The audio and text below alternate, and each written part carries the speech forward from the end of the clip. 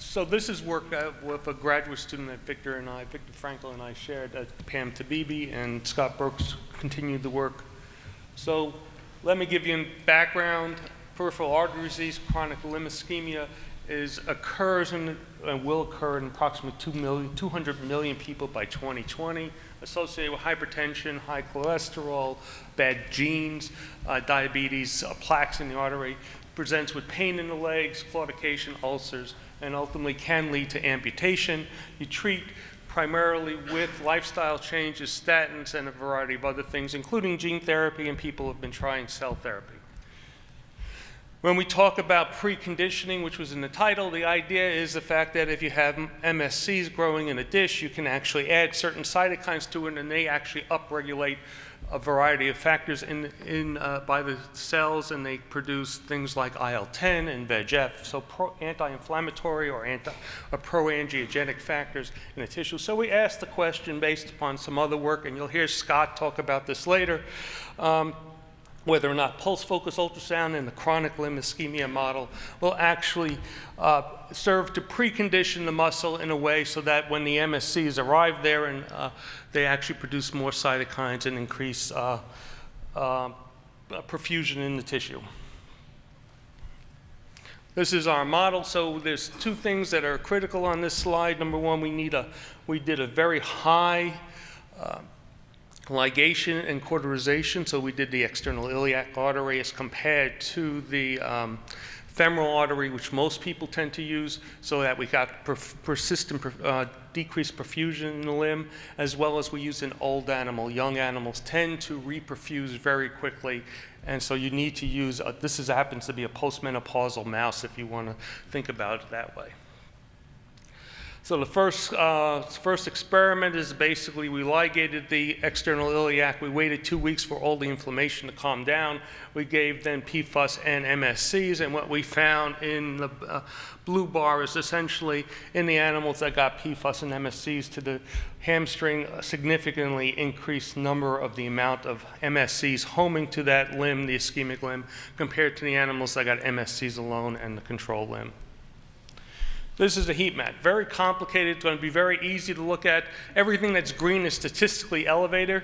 So we acquired tissue before we ligated, immediately after get ligated, which is day 1. We acquired again tissue and did the proteomic analysis on day 14, essentially 14 days after the ligation, and then on 1 and 3 days after 3 courses of PFUS or 1 course of PFUS. And what you see here, as we mentioned before, I don't know why it's getting cut off, is that elevations in IL-17 is coming up. IL-17, if you put into a dish with MSCs, will increase the potency of the MSCs. So we're actually somewhat preconditioning. We also see a lot of inflammatory disease. What's of note is that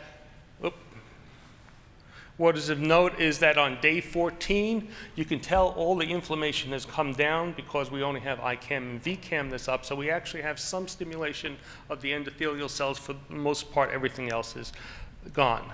This is the money shot. Essentially, if you wait, starting at 2 weeks post-ligation, you start to see a statistically significant difference between the blue line and all the rest of the lines. The blue line is the PFUS plus MSC treated 3 consecutive days. And by 7 weeks, we actually have about a 60% restoration of perfusion as compared to the contralateral limb, whereas the MSCs alone did not do that. We also see increased vascularization in the muscle. As you can see, the blue bar is different, which is the ones that got PFUS plus MSCs. So what are you talking about preconditioning? When we talk about preconditioning, you go back and look at the MSCs in the tissue, the human MSCs in tissue, and start staining for IL-10 and VEGF, where you actually found in the animals that were pre-treated with PFUS and then given MSCs, the amount of essentially VEGF and PFUS were actually increased in the animals that were treated with the combined therapy as compared to the animals that got only MSCs alone. That's the red and purple versus the yellow and green. So essentially, we have shown, and you're going to see a little bit later in the emerging technologies, that we can actually precondition the tissue much like you saw yesterday with the radiation therapy in the tumor, with ultrasound, and that actually can increase and stimulate mesenchymal stem cells that are infused into the tissue to actually produce more cytokines and help revascularize the tissue. And so this has very important implications in regenerative medicine and also in cancer. What's really important here is this is a bench-to-bedside type of approach.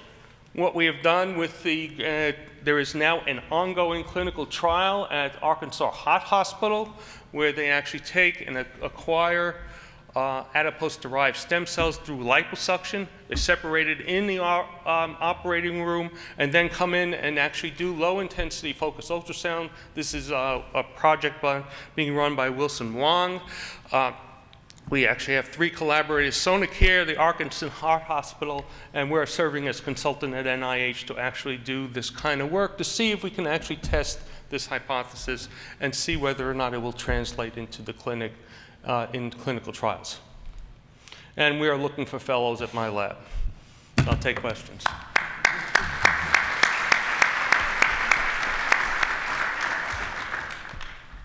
Do we have questions? Well, I do have a question. So you didn't mention the exposure conditions you are applying on this mouse. On the ultrasound? Yeah. The ultrasound, so it's 4 megapascals, 1 hertz PRF, and 100 spots and we do 6 spots per muscle.